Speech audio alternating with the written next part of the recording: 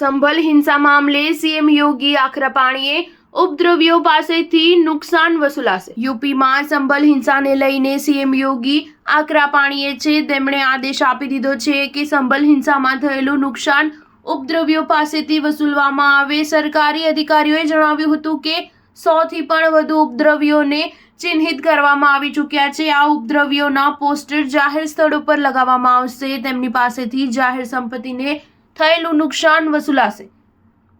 યોગી સરકાર પહેલા જ ઉપદ્રવીઓ અપરાધીઓ અને સામે નુકસાન વળતરને લઈને વટહુકમ જારી કરી ચૂકી છે। ભાગેડુ ઉપદ્રવીઓ પર ઇનામ જાહેર કરી શકાય છે। સંભલના વિવાદમાં અત્યાર સુધી 27 ઉપદ્રવીઓની ધરપકડ કરવામાં આવી ચૂકી છે। પોલીસે ફોટો પણ જારી કર્યા છે।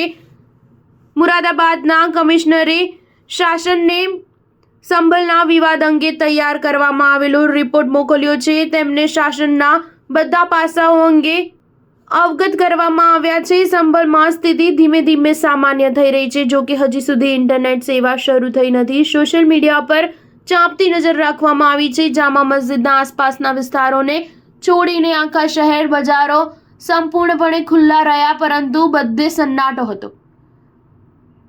શહેરમાં શાંતિ જાળવી રાખવા માટે પોલીસ સતત પેટ્રોલિંગ કરી રહી છે। સંભલના વિવાદ પછી જામા મસ્જિદની સમિતિના વડા ઝફર અલીએ પોલીસ અને વહીવટીતંત્ર પર ગંભીર આરોપ લગાવ્યા। તેના પર સંભલ જિલ્લાના ડીએમ અને એસપીએ આરોપોના જવાબ આપવા ઉપરાંત ઝફર અલીની ભ્રામક વાતોનું ખંડન કર્યું। હાલમાં સંભલમાં સ્થિતિ સંપૂર્ણપણે અંકુશમાં છે।